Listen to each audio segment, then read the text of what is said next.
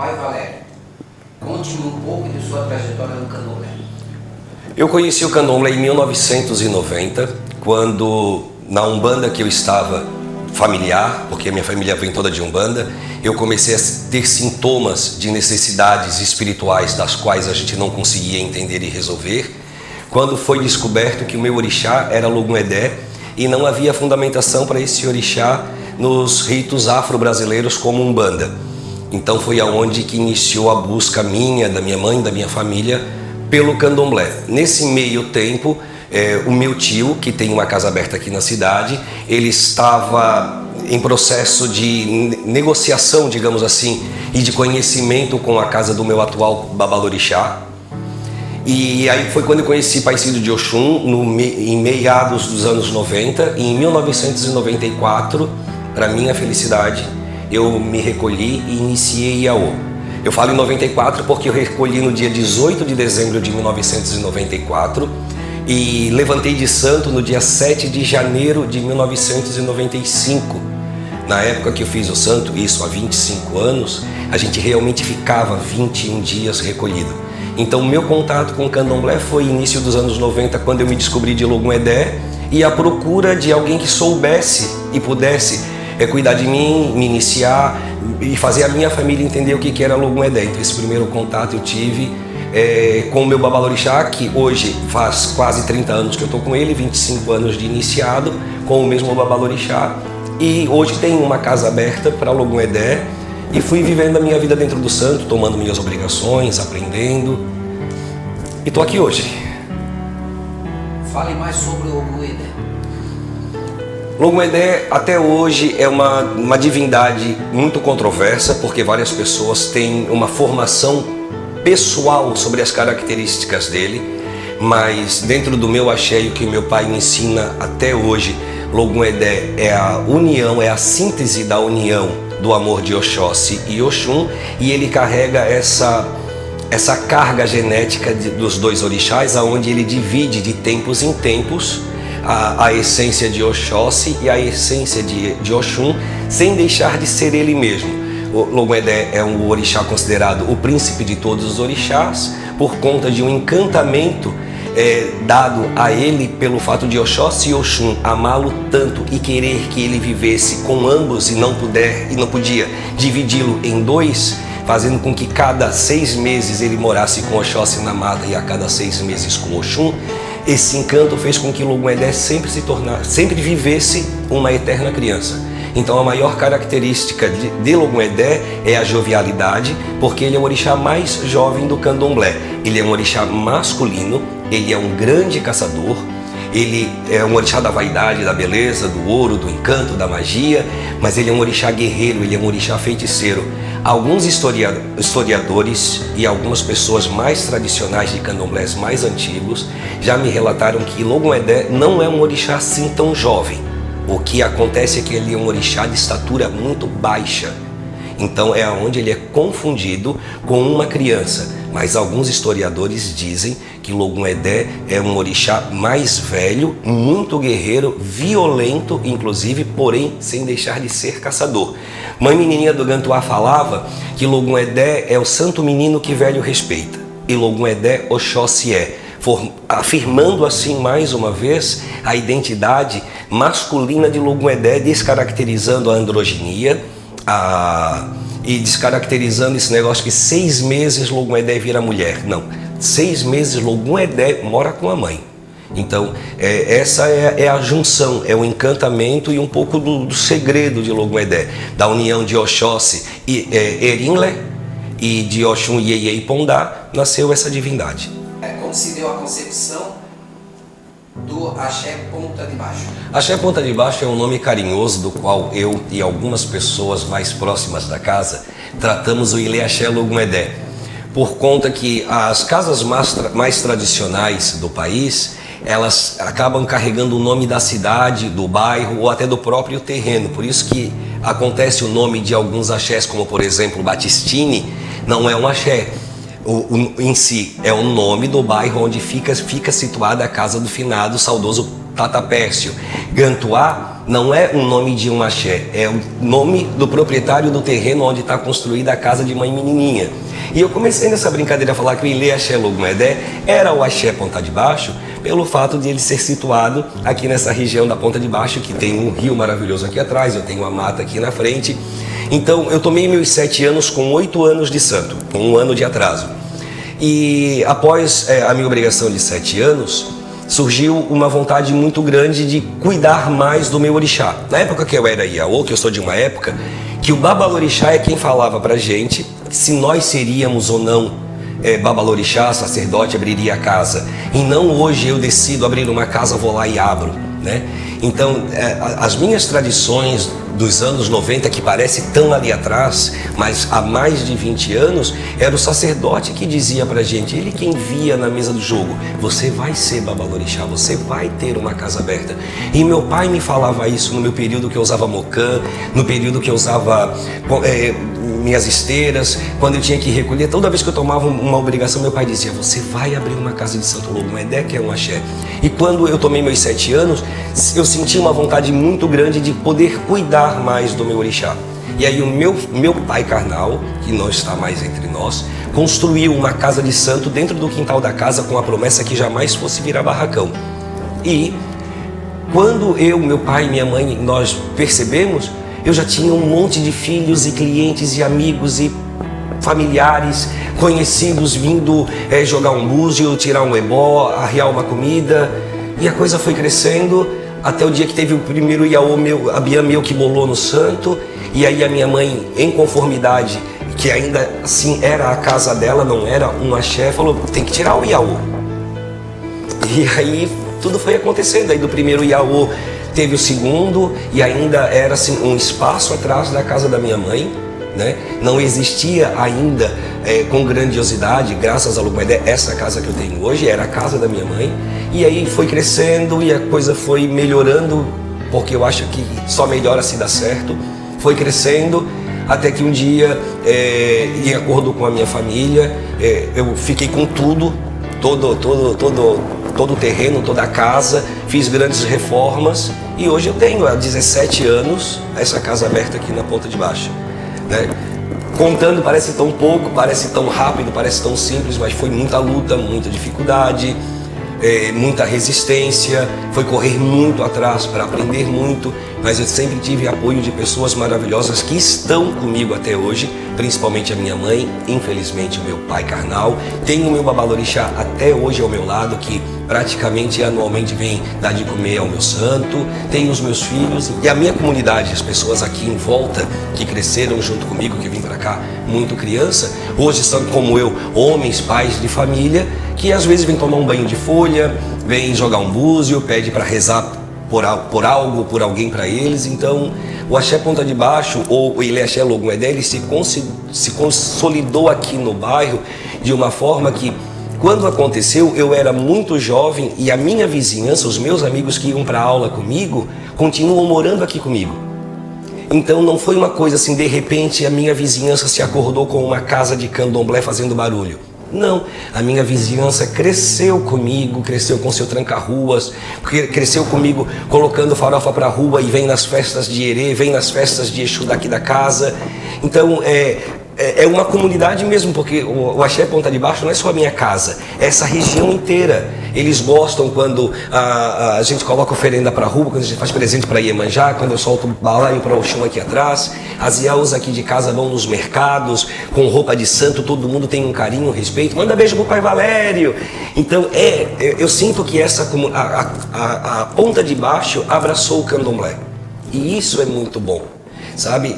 Tu ter o respeito dos teus vizinhos, tu ter a participação dos vizinhos sem que eles sejam adeptos, mas eles, da mesma forma que entram numa igreja para rezar, eles entram também aqui na casa de candomblé para conhecer, e porque me viram criança e querem saber o que acontece aqui dentro, e é muito gostoso isso. Eu tenho uma excelente relação com o bairro e eu acho que o Logumedé escolheu o chão que ele queria ser príncipe. Porque eu tenho águas aqui atrás, que todo mundo conhece, eu tenho uma floresta aqui na frente, eu tenho a praia aqui do lado, uma vizinhança maravilhosa. Eu acho que eu sou o homem mais feliz do mundo. Eu nunca tive problemas de polícia na minha porta. Minha casa nunca foi apedrejada. Meus filhos nunca foram desrespeitados. Os carros das pessoas que vêm fazer uma visita ao axé ou a uma festa nunca foram saqueados, riscados. Nunca ninguém passou na frente da minha casa e ficou gritando palavras ofensivas. Em relação a preconceito racial, religioso, intolerância, graças a Logum Edé, eu não tenho, como eu falei há pouco, eu cresci aqui na Ponta de Baixo. Os meus vizinhos, todos aqui da rua, eles não são tão parentes próximos, mas há uma ligação sanguínea com o meu pai. E hoje, eles, igual a mim, herdaram as casas que eram dos seus pais. E é a casa deles. Então eu já benzi filho de amigo meu que estudava comigo, amigos meus que a gente tem aquela relação de opa, tudo bem, tudo bom? Ó, vai ter festa do seu tranca-rua sábado que vem. Aí eles vêm, eles ajudam a cuidar ali na frente da casa. Então, meus candomblés todos eu faço domingo, 4 da tarde. Eu raramente toco meus atabaques durante a semana à noite, só quando eu estou com o Iaô, que eu faço o ritual do perfuré, que são em 7 dias, e é sempre 7, 8 da noite, e bem baixinho também, porque eu não posso impor a minha religião. As pessoas, eu acho que também elas me respeitam pelo o bom trato, o respeito que eu tenho com elas. Eu faço um candomblé não ecológico, eu faço um candomblé tradicional, mas eu evito para com a vizinhança barulhos, toques, cânticos até tarde, movimentação. Meus filhos, eles são orientados a não estacionar seus carros nos portões da casa dos meus vizinhos, tudo para não atrapalhá-los. E eu não faço rituais que entrem noite adentro, porque a nossa religião ela é barulhenta. Nós temos atabaque, nós temos xere, nós temos gã, nós temos adijá, nós temos um monte de instrumentos que, para nós que amamos, é maravilhoso, mas quem está do lado de fora e que não ama, é barulho. Para nós, é uma forma de falar com Deus. Para pessoas que não entendem, é baderna. Então, antes que o meu ritual sagrado seja interrompido com uma pedrada, um carro sendo violado, a polícia na minha porta, eu entrei em acordo também com os orixás em conseguir fazer tudo durante o dia, inclusive as festas, e todo mundo fica feliz. Qual a sua opinião sobre o futuro? Medo, preocupação, não sei aonde é que tudo isso vai acabar. E o que mais me entristece é que todos nós não entendemos ainda que essa pandemia, de verdade, é um grande recado do Orixá Omolu. Da mesma forma que ele se cobre de palha e ninguém pode ver o rosto dele, hoje mais ninguém vê o rosto de ninguém. Todas as pessoas estão com o rosto coberto. Da mesma forma que uma das alusões de tradução da saudação Atotô é silêncio, hoje a gente vive num silêncio. A gente vive num isolamento e eu não vejo mudança das pessoas, do comportamento. Eu acho que quem era bom está tentando ajudar todo mundo da sua maneira, continua bom, e quem era ruim continua mais frio, continua mais seco, continua mais egoísta. Aquilo que no começo era uma pandemia e que se transformou num pandemônio, hoje é descaso. A doença continua a mesma, o número de mortes só aumenta, mas tudo aquilo que estava fechado continua aberto. Eu continuo fazendo as minhas oferendas, eu continuo fazendo meus rituais, eu continuo louvando o orixá, pedindo para acalmar. Eu não estou fazendo candomblés de porta aberta. Eu estou trabalhando com revezamento dentro de filhos, dentro da casa com filhos, para que todos de uma certa forma possam vir um pouquinho, botar uma água para o seu santo, acender uma vela. Não pude mais abrir a casa para a comunidade. A gente abre um jogo e só vê que a coisa tende a piorar. Porque o Omolu deixa muito claro que as pessoas ainda não entenderam o que está acontecendo. E a mudança elas esperam que venha com uma vacina. A vacina é para cura da doença. Mas o que o Omolu quer curar são as pessoas. É o comportamento, é a atitude, é a degeneração, é a degradação de um todo. O universo, o planeta, as pessoas, a falta de amor. Quem sabe pode ser por conta da internet que mais ninguém se toca, mas ninguém conversa olhando no olho, mas ninguém diz verdades. As relações, elas estão muito superficiais. Um filho de santo entra para a casa do santo e porque foi passado para ele uma educação espiritual no qual para ele não dá, ele simplesmente vai para outra casa e abandona tudo que ele fez. Não há mais vínculos, as pessoas não têm mais vínculos com nada e nem com ninguém. E acima de tudo, não há mais vínculo com o orixá. A banalidade, a banalização dos rituais, o desrespeito com as casas tradicionais, o desrespeito com o sacerdote. Eu sou de uma época que eu respeito até hoje o meu babalorixá como eu respeito a minha mãe, como eu respeitava o meu pai. Hoje, filho de santo, e o desrespeito não é botar a mão na cintura, isso não é desrespeito. Desrespeito não é sentar à mesa e comer com o seu pai. Desrespeito é o homem que iniciou a outra pessoa para uma divindade, porque ele não concorda com um ritual, ele sai e abandona o sagrado dele. Então tá tudo muito de brincadeira, tá tudo muito fábrica, tá aquela situação de muitas casas de santo aberta porque eu quero e não porque o orixá quis. Lembra que antigamente era raro uma casa de candomblé aqui em Florianópolis? Hoje todo mundo tem uma casa de candomblé. Não que eu não fique feliz que tenha, mas será que a pessoa que está à frente de um axé, iniciando outras pessoas, passando uma cultura, uma tradição ancestral, milenar, ela está apta? Será que é dom, é o odô dela ou é a vaidade? E assim em outros segmentos religiosos. Ter números de filhos com casa aberta é status. E era para ser axé, era para ser bênção. A minha raiz está dando fruto. Não, as pessoas querem números. E nossa religião não é número. A vida das pessoas, a gente não pode colecionar amores, colecionar empregos, colecionar casas de santo, colecionar números de filhos. Porque não, pedra que rola não cria limo. Então, Omolu, que foi o primeiro orixá a pisar na terra, e que ensinou que o homem se cura através do segredo do milho alho, que é o deburu, que é a maior transformação daquele grão na flor. Ela germina para a flor, que é a cura. Vem da terra, da onde todos nós viemos e brota. O deburu não está acalmando o Omolu. Eu sou de uma época que rico ia médico, eu pobre passava pipoca. Desculpa. Hoje a pipoca não cura. As pessoas não têm fé no deburu. Elas não se dão ao trabalho de ir numa praia de mar grosso, areia fina, numa noite de lua boa, catar a melhor areia, pegar uma panela de barro, colocar areia para aquecer, escolher os melhores grãos, rezar para o Omolu estourar a pipoca, botar num cesto com folhas de euelará, que é a folha de mamona, cantar para o velho e fazer um sacudimento. Hoje é praticamente pipoca de micro. É pipoca no azeite de soja da cozinha, com todo mundo gritando em volta e falando brincadeira. Não tem, as pessoas estão nascendo sem magia e ninguém dá aquilo que não tem. As nossas tradições, elas são ancestrais, são orais, são passadas de pai para o filho. O pai ensina o filho a enrolar o acaçá. O pai ensina o filho a jogar búzio. Hoje todo mundo joga porque na internet tem quem ensina. Que axé é esse? Que futuro é esse que eu vejo para a nossa humanidade e para a nossa religião? Se ele que é meu Iaô, e ele fala, pai, eu quero jogar búzio. Eu digo, filho, não está na época ainda. Aí ele diz, então tá bom.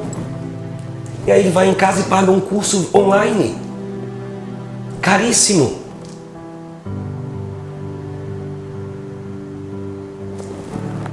A gente fica sem palavras.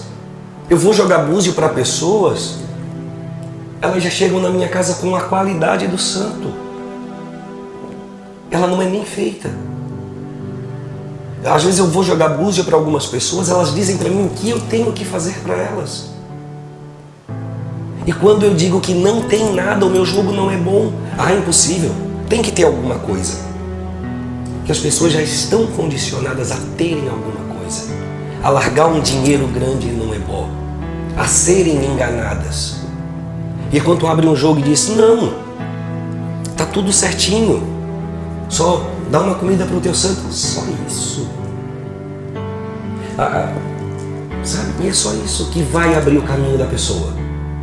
Não é uma feitura, não é um bori, não é matar um bode, não é uma mesa grande de ebó com um monte de galos. Às vezes é uma farofa pro Exu, às vezes é botar uma água na quartinha, às vezes é mudar o próprio comportamento. Porque quando a gente não gosta do que está colhendo, a gente tem que parar de plantar o que está plantando. Só isso. Porque nem tudo é ebó, nem tudo é iniciação, nem tudo é bori. Tudo é atitude. Muda o comportamento, as pessoas em volta mudam. A vida muda. É o que eu penso. Gelada é sorte, meu filho. E é o que eu tento passar para os meus aqui dentro. Essa é a minha verdade. Eu faço minhas lives, e tenho os meus filhos, e eu sou, como eu sempre falo nas minhas lives, eu sou isso que eu falo para vocês, é o que eu tento explicar.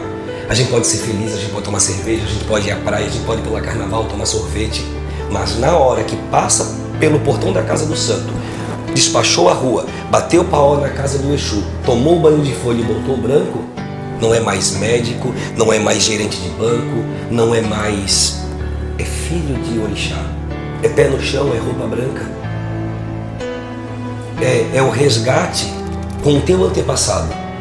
Eu não gosto quando dizem para mim que a minha religião é que eu sou de uma religião descendente de escravos. Eu sou de uma religião de seres humanos que foram escravizados por conta da ignorância, da intolerância, da falta do saber. Porque escravidão não é etnia, escravidão não é descendência. Escravidão foi uma inconsequência e que se perpetua até hoje dentro das casas de santo.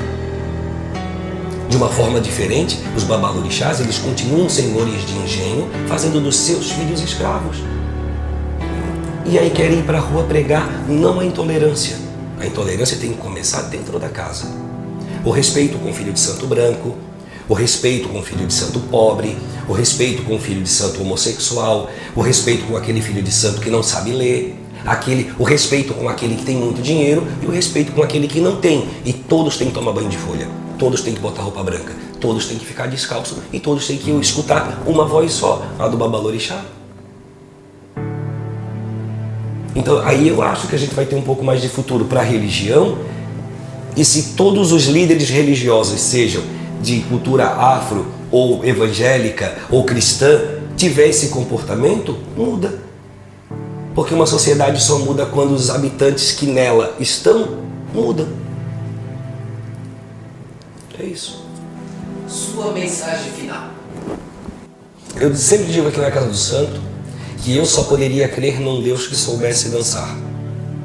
É a minha concepção, a minha opinião. Eu creio nos deuses que dançam, então eu só poderia crer num Deus que soubesse dançar. Eu acho e eu acredito que o dançar é o eu te amo mais lindo que eu vivo dentro da minha vida, dentro da casa do meu santo. Quando eu vejo um orixá